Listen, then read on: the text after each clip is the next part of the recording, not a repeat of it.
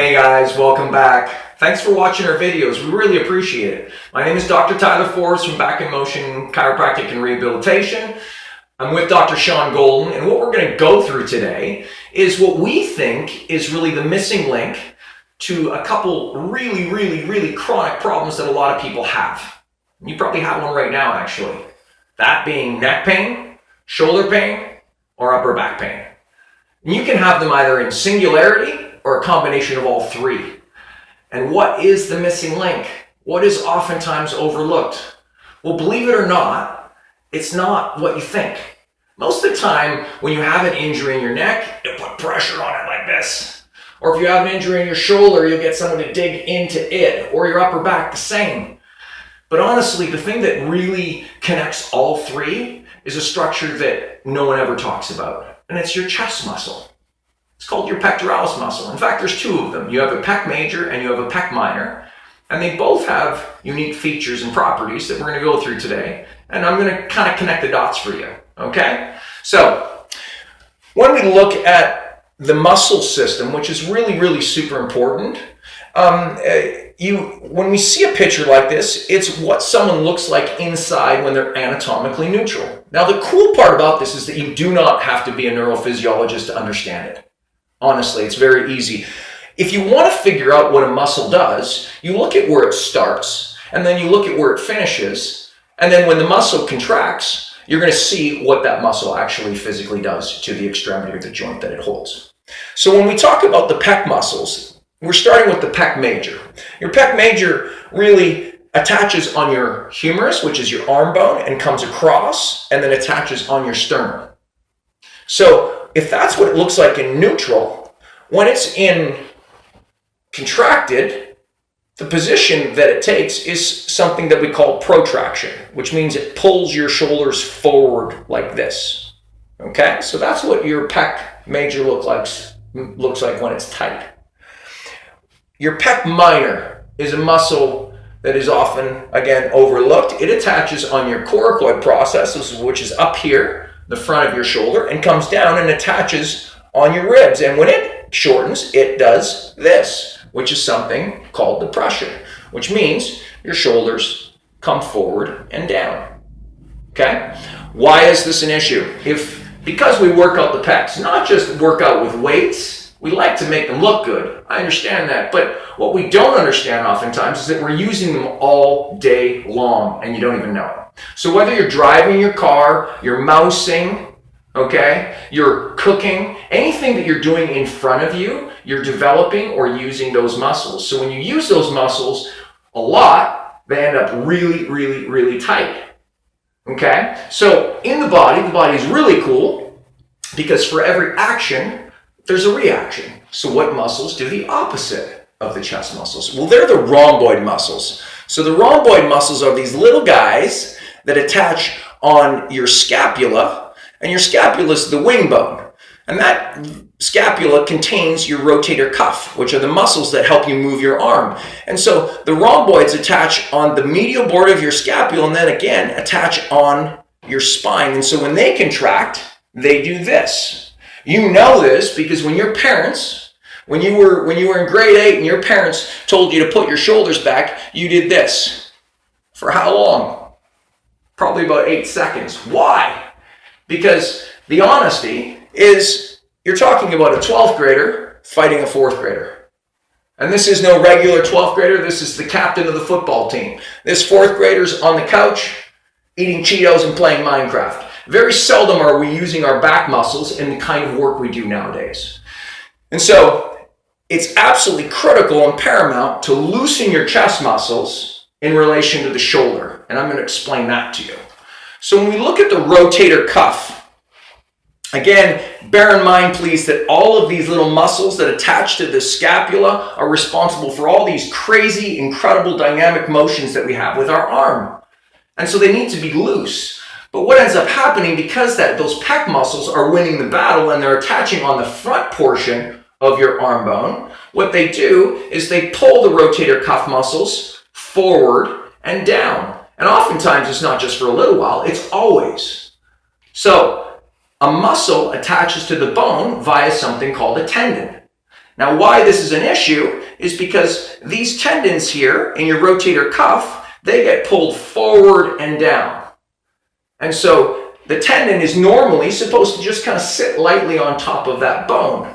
But what happens is as that pec muscle pulls your shoulder forward and down, the tendon gets ratcheted down against the bone.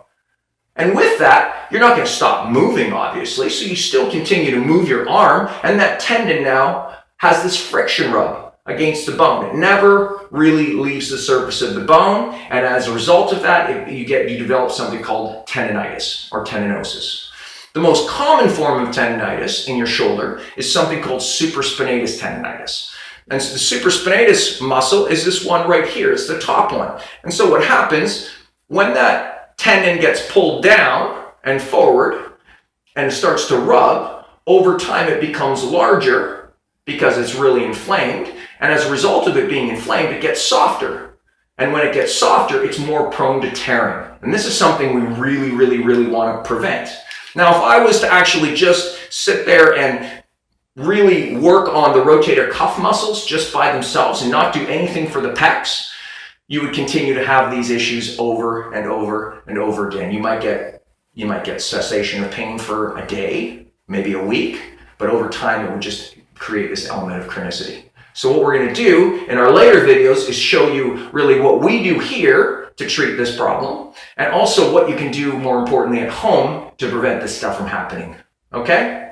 And now I'm going to turn it over to Dr. Sean, and he's going to go over how the pecs play a very important role in upper back and neck pain. All right, thanks guys. Hey everyone, my name is Dr. Sean Golden. You just heard Dr. Tyler talk about the very important role that the pecs play with shoulder pain and shoulder health. Before we get into how the pecs are really, really involved in neck and upper back pain, I want to ask you a question. This picture, does it look familiar to you at all? Have you ever seen anybody sit like this? I'm guessing you have. I'm sure this might even be you if you have an office job or you work on computers. It's a very common position that people sit in. Usually when we're working all day long, we end up in this sort of position. Now, talking about sitting, when I ask people how long they sit for, they usually say somewhere around 8 hours a day. And I have to challenge them on that because in actuality, most of the time it ends up being more like 12 to 14 hours a day. A lot of the time they don't believe me at first because that seems like a really long time to sit all day long. They don't feel like they're doing that. But let's just go through an example storyline here. So you have an office job and you work on the computer. You get up, you sit down, you eat breakfast. Then you sit down to drive to work for your commute. When you get to work, you sit down and you work on the computer all the way until lunchtime, in which you go to eat lunch and you sit down and eat lunch. You go back and you sit to the end of the workday. Then you go back in your car, sit to drive home. Then by the time you get home, you're so exhausted from sitting all day long that you sit down on the couch and you plop yourself there. Sometimes you're gonna have to get back up and sit to do more work on the computer. And especially if it's a laptop, you're again kind of like back in this position. And guys, I get it. If I had an office job or I had a job where I had to sit all day long, there's no way I'm going to be sitting with perfect posture either all day. I'm going to end up like this too. So it's not your fault. It's just that if you have a job where you have to sit like that all day long, it's going to take a toll on your spine. So let me show you with the spine. The spine is designed to have a curve where the neck goes forward, it curves forward. The upper back curves backward, and then the low back also has this forward curve like the neck. And really it's designed this way to kind of act like a spring or a shock absorber, so that when we walk and we stand, there's an equal amount of pressure on all the discs and all the joints in the spine. It's really happy in this position. There's not too much tension. It's held up just by the bones and not by the muscles. The muscles are just there, the muscles and ligaments are just there for support. However, when we get into this position, the sitting position, this ends up happening to our spine. So our upper back rounds way more, and the neck straightens out or even can go into a reverse curve where it bends the other direction. And these muscles and joints of the spine are not designed to hold our neck in this position all day long. Our neck muscles are designed to look around back and forth for predators, when we're out hunting for food. They're not designed to keep us in this position all day, especially for up to 14 hours a day in this position. And what ends up happening is when we're like this all day long, the joints, the muscles, they start screaming at us because they're just not designed to be like that. Now, what keeps us in that position is going back to the anchor, the pecs. So while the muscles that are screaming at you in the neck and the upper back, they play a huge role in the pain that you feel, a lot of times what keeps us in this position are the pecs. They get tight, they shorten, our shoulder gets closer to our sternum, and they tighten in that position because not only are they shortened all day long when we're sitting like this, but when we're using our arm out in front of us, they get more and more contracted and they get tighter and tighter. Then when we try to even have a good posture, when we try to stand up straight, we really can't. We can only do it for a short period of time until we forget. Because as soon as we forget, we're going to feel this giant pull from the anchor that's going to keep us in this position. So what we have to do is we have to remove that anchor for the ship to sail. We have to let the pecs loosen up and lengthen so that the muscles of the back and the neck can function like they're supposed to without feeling this giant tug forward. Only after we remove the anchor, then can we do some direct work into the neck and the back and have lasting long-term progress so that this doesn't become a chronic problem that keeps coming back. So let me show you again on the muscle chart now what muscles I'm exactly talking about when I say the neck and the upper back. Alright guys, so now that we talked about the enormous role that sitting has and the tight pecs have in your daily posture from getting in that position, now let's take a look at how that posture can actually influence these muscles in the back. So when we look at the back muscles over here, we can see, I want to point out two ones in particular, the upper traps here, and this one called the levator scapula muscle.